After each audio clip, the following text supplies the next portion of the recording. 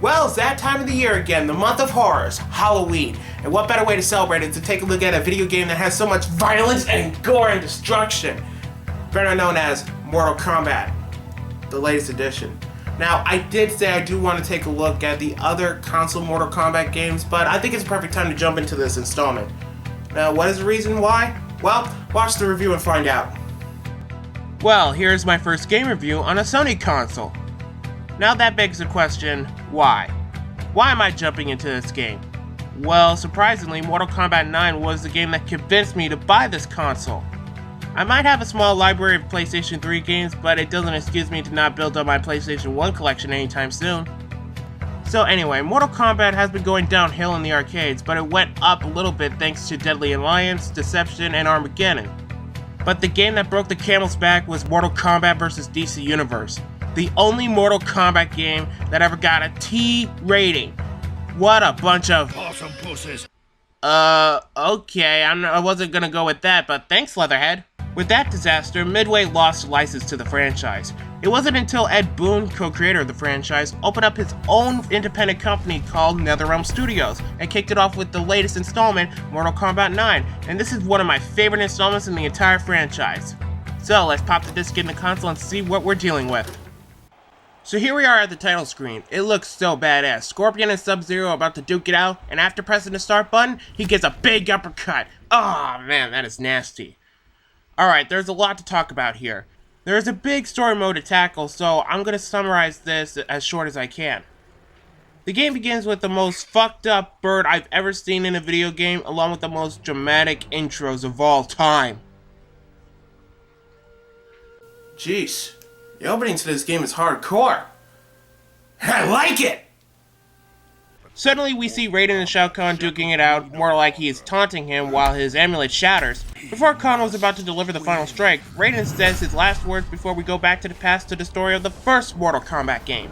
We briefly get introduced to all the characters in the tournament along with Shang Tsung, the final boss of the first game.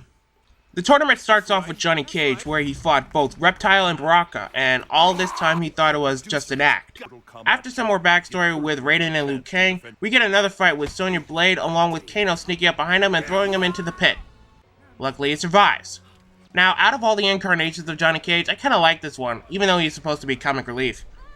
So he goes back up and defeated Kano. Sonya went off to find her partner Jack so they could escape, but Shang Tsung must do all that he can to keep her here, which is stupid. She got forced to fight Sub-Zero and went against up with Raiden. They escaped until Kitana and Jade tried to prevent them. It didn't work out very well. Why did that happen? I have no idea. The chopper comes in and suddenly Fireball! Jackass. Now Sonya has to stop Kano this time. I sure wish it's like the first movie where she snaps his neck! But that didn't happen. Oh well, beggars can't be choosers. Scorpion enters the tournament to kill Sub-Zero. Okay, let me make this simple. Quan Chi impersonated Sub-Zero so Scorpion can kill him, all just to turn him into Noob Saibot. Quan Chi forced Scorpion to kill him and now Sub-Zero is dead. Cyrax wanted to prevent the cyber-infusing project to go through because he doesn't want to sacrifice his life, but Sector won't have it. Okay, let me just clarify. Cyrax really hated Johnny Cage because he hated his movies. But later on in his storyline, we find out that he has a change of heart and made him live. After that, we won't know what happens to Cyrax and Sector until later. Liu Kang is the final contender in the Earthrealm, so he has to fight Ermac, make friends with Kitana, destroy Quan Chi and Scorpion, survive Goro in his lair, and finish off by destroying Shang Tsung in the final battle. Liu Kang won the tournament, and now Shao Kahn is pissed off. After the celebration is cut short, Shang Tsung looks a lot younger than usual and prepared another tournament in Outworld, other known as this game's version of Hell. Sonya got captured, so our heroes have to do whatever they take to get her back and prevent this from happening. Everything is smooth sailing with our heroes along with Kitana and Jade joining up with them. Some after, we see Smoke and Kuala Yang Sub-Zero. They went to Outworld to kill Scorpion from killing Bihan Sub-Zero, which is Kuala Yang's older brother. While searching, they found both Cyrax and Sector, who were both now androids. Sonya and Jax learn the truth about young Sub-Zero until Ermac comes in and rips Jax's arms off, which later on become the cybernetic ones that we see later on. Smoke and Sub-Zero has joined our heroes until Sub-Zero is taken back to the Lin Kuei for the cybernetic bullshit so he can turn into a robot. My god, this is turning my head in so many ways. Kitana went down to the flesh pits and found a Tarkatan clone of herself known as Melina. Well, besides the Tarkatan teeth, if she was real, I would still hit her. After looking in the flesh pits and defeating Shang Tsung, Kitana gets held captive as the damsel in distress of the game. Oh my god, we gotta have one of those, don't we? So it's up to Liu Kang along with his buddy Kung Lao to finish this up. After Kung Lao defeats the shit out of Kintaro, Kong comes right behind him and stabs his neck, causing Liu Kang to brutally murder him. After a fire punch in the chest, Shao Kahn is dead. End of story, bye!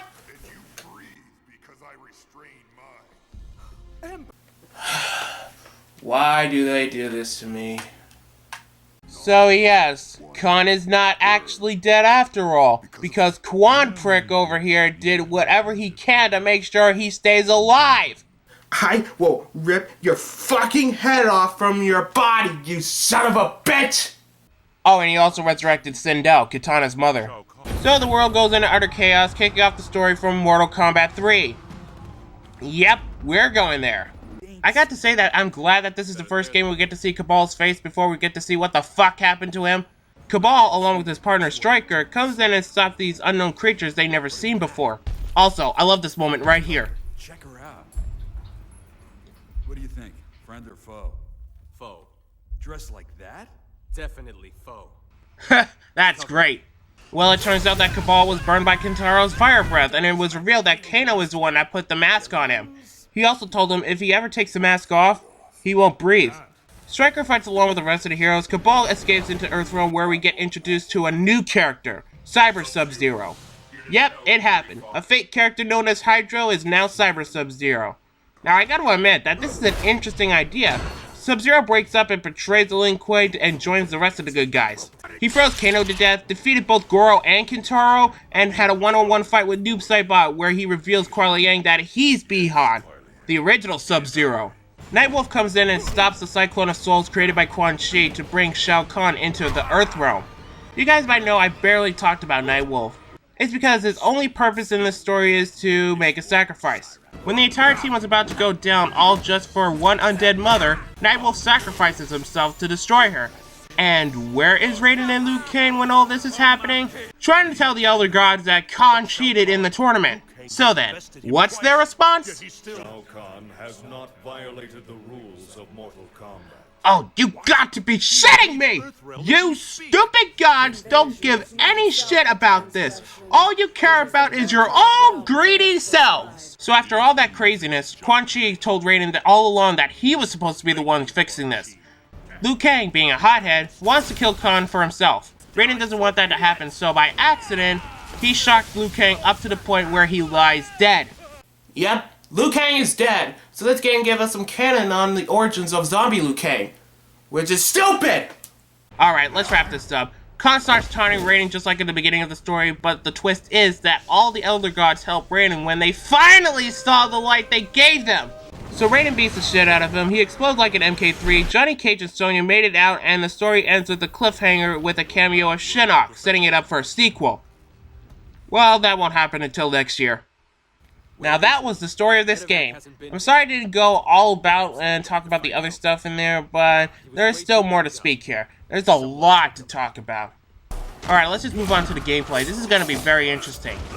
Instead of the 3D aspect they got in the previous installments, this game decided to go back to the old school 2D nature from the first 3 games. Now that's cool. So you jump, punch, kick, and obviously kill your opponents with the famous fatalities. All the characters from the first 3 Mortal Kombat games are back and better than ever, along with Quan Chi from MK4 and with the new party member, Cyber Sub-Zero. The new gameplay is provided by the meter on the bottom. You can counter-block a combo, enhance your special moves, or my favorite, the new X-Ray move.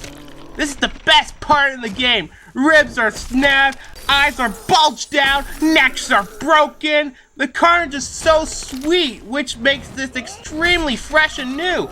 And with every single moment just like this. Oh, that is nasty! I'm glad that this is in the game. Another element that is returned from MK2 and MK3 are babalities.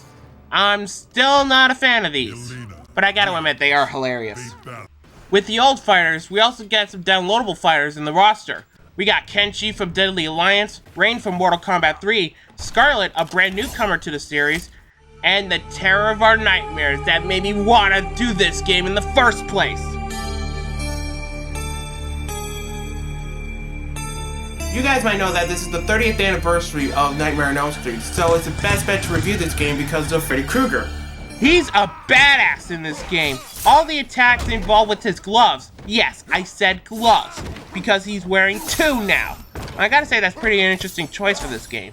But this begs the question, why is it Jackie Earle Haley's Freddy Krueger and not Robert Englund's Freddy Krueger? Forget it, it's just a nitpick. Either way, his fatalities are awesome. One is a comeback for Glenn's death in the original Nightmare on Elm Street, and another one is throwing your opponent into the furnace.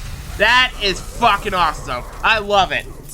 The arcade ladder is just like the original arcade games and more.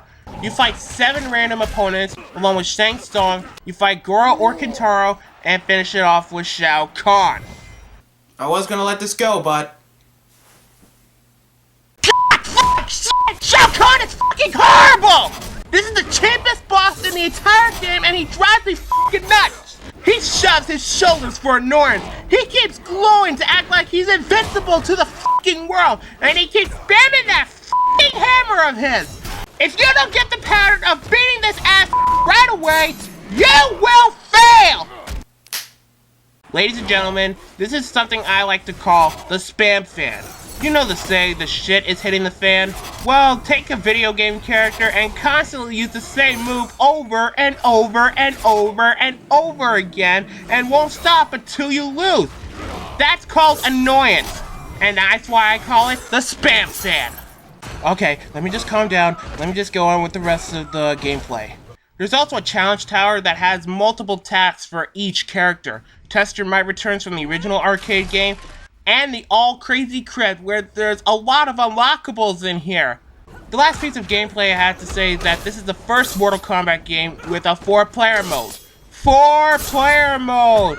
I had to admit that this is great, but the one thing I have to say that online mode is just a huge pain because all the fights I encountered were all Cabals and Kenshis. Trust me, go play online mode and see how many cheap fighters that you come across. You will literally rage quit. Well, with all that, I would consider that Mortal Kombat 9 is one of my favorite fighting games of all time. With everything I said about this game isn't enough to say how awesome this game is. The graphics for a PlayStation 3 game is fucking awesome. All the characters look very presentable from the previous games. The story mode cutscenes are also great to watch. It's like I'm watching a real Mortal Kombat movie. Well, the original is still awesome, but seriously, that's besides the point. It's still awesome to watch. The controls are buttery smooth and super responsive. This game is truly playing like a gem on top of a mountain. Now, do I have to say anything about the music? This soundtrack is awesome. It's all remixes of your favorite songs from the previous installments, but it sounds great in this game. Well, if you haven't played this game, then you're a wimp. Everyone deserves to have this game in their collection. I highly recommended this for every Mortal Kombat fan. Even if you're not a fighting game fan, I suggest you check this out for curiosity. It's that good. Wow, finally got that review out of my hand. Man, my neck hurts. Holy shit, not already? Wow, time does flies when you play video games. Man, I'm so tired. Anyway, that's it. That was my review of Mortal Kombat 9, so I'm gonna end it right here. I'm Thomas the Retro Nerd. Thank you all for watching, and I'll see you guys in my next review. Whatever the fuck it is.